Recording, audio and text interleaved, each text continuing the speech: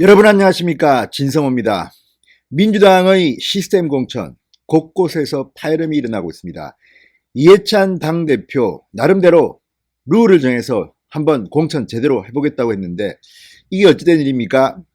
이제는 노무현 전 대통령의 부인 권양숙 여사 이름까지 등장합니다. 그리고 장애인을 이렇게 대접해도 좋으냐, 친문들만 해주고 반문들은 엿먹이냐, 청와대 비서실장의 보좌관 했다고 해서 이렇게 공천을 좌지우지할 수 있느냐, 이런 불만들이 지금 여기저기서 막 터져나오고 있습니다. 지금 김남국 변호사의 조국 대전, 그러니까 금태섭 의원의 서울 강서갑 지역구만 문제가 아닙니다. 곳곳에서 불협화음이 터져나오고 있습니다. 특히 권양숙 여사를 지칭하는 그런 이야기 신경민 의원이 했습니다. 권양숙 여사가 이 민주당의 공천을 걱정했다는 이야기입니다.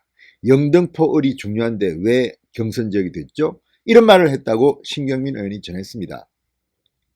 자, 이제 전직 대통령의 부인까지 총선 공천에 개입시키려 하는지, 어쩌면 권양숙 여사는 피해자일 수도 있습니다. 권양숙 여사가 직접 이야기한 것도 아닙니다.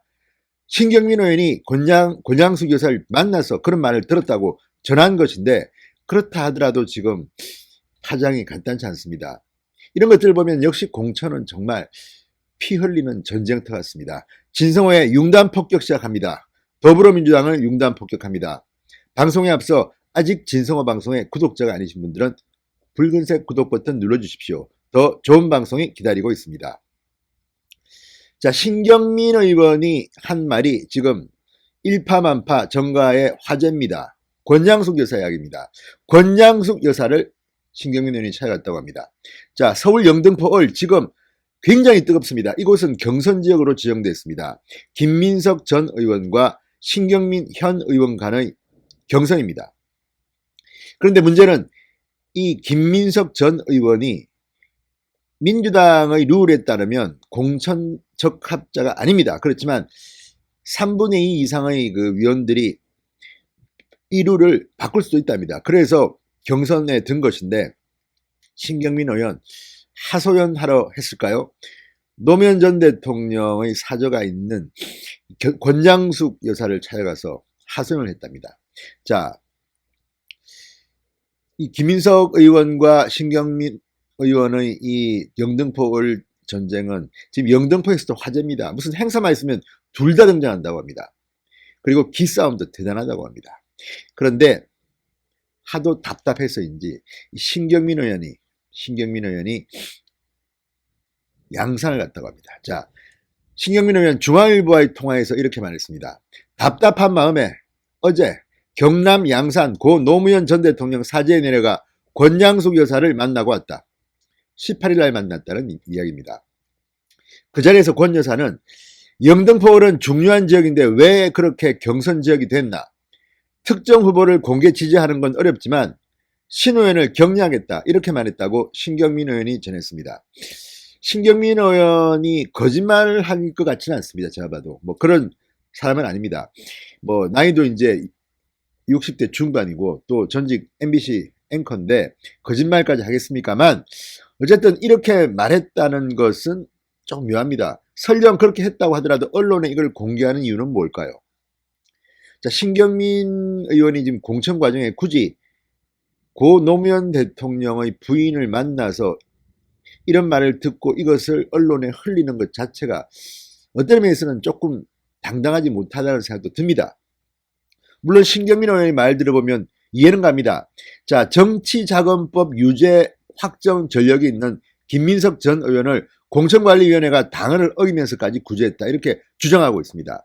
제가 보니까 당헌을 어긴 것은 아니지만 당헌의 정신을 어긴 것은 맞습니다.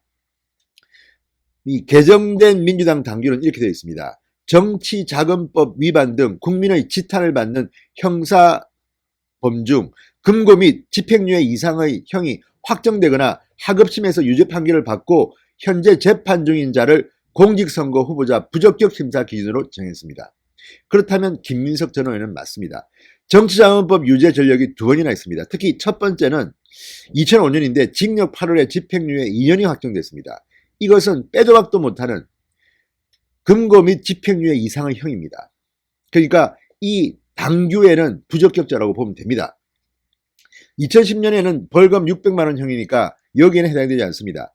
하지만 공천관리위원회는 부적격 기준에 해당하는 후보자라도 금정위원회 제적위원 3분의 2 이상의 찬성, 최고위원회의 의결만 있으면 예외를 인정할 수 있다고 뒀습니다. 이 룰도 제가 볼 때 좀 문제가 있습니다. 이 원칙, 이 민주주의 국가에서 원칙이라는 것은 변하면 안 되는데 이렇게 변할 수 있으면 그 룰을 왜 정했습니까?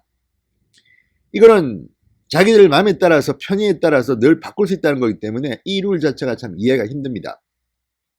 자, 그래서 김민석 전 의원을 구제했다고 합니다. 심지어 이해찬 대표는 당 최고위원회에서 직접 김민석 전 의원 사건은 아무것도 아닌 일이다. 이걸 재론하는 건 본인에게 억울한 것이라고 말했다고 합니다. 중앙일보 보도입니다. 이게 사실이라면 민주당은 이런 정치자금법 위반 이런 걸 너무 가볍게 보는 것 같다는 생각이 듭니다. 자, 김 전 의원 이렇게 말했습니다. 한 번은 중앙당 실수였고 한 번은 당을 대신해 싸우다 피해를 본 것이다. 검찰의 표적 수사였다. 뭐 이렇게 주장합니다.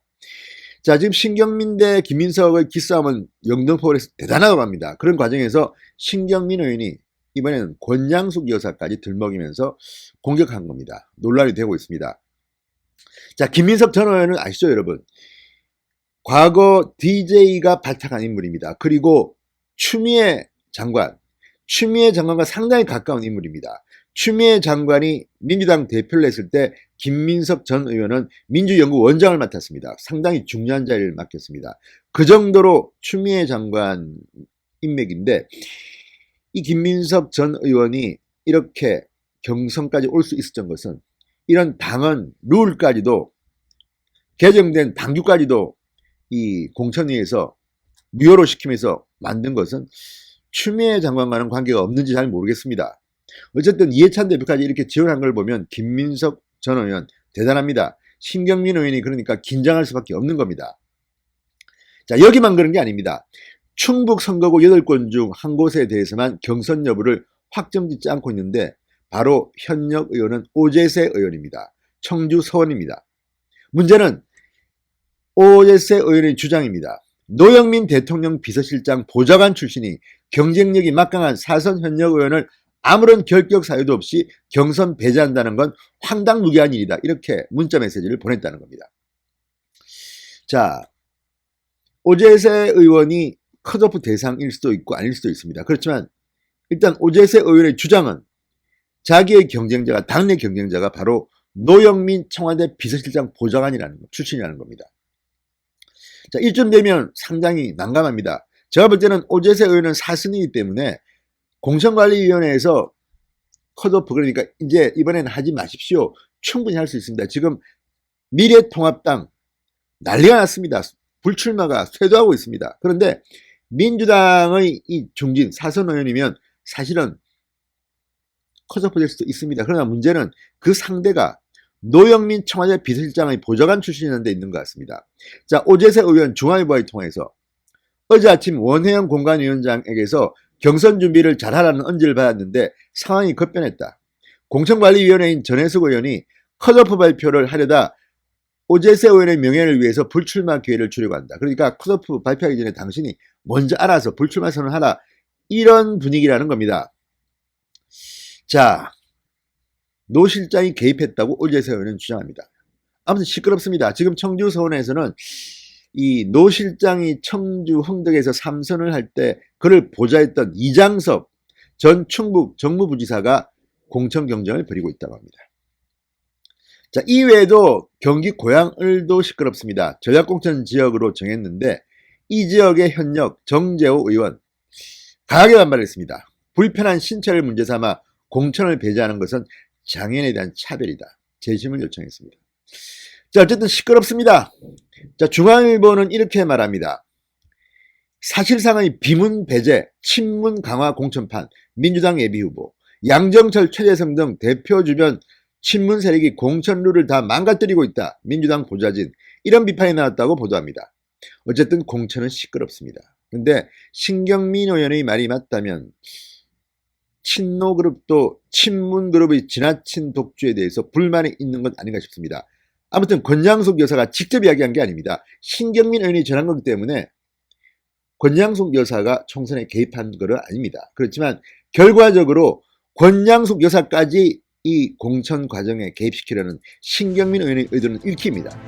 아무튼 민주당 공천 과정 이처럼 시끄러우면 정작 본선 총선에서 결과가 좋지 않을 가능성이 대단히 높습니다. 한번 지켜봅시다. 진성호의 융단 폭격이었습니다. 여러분 감사합니다.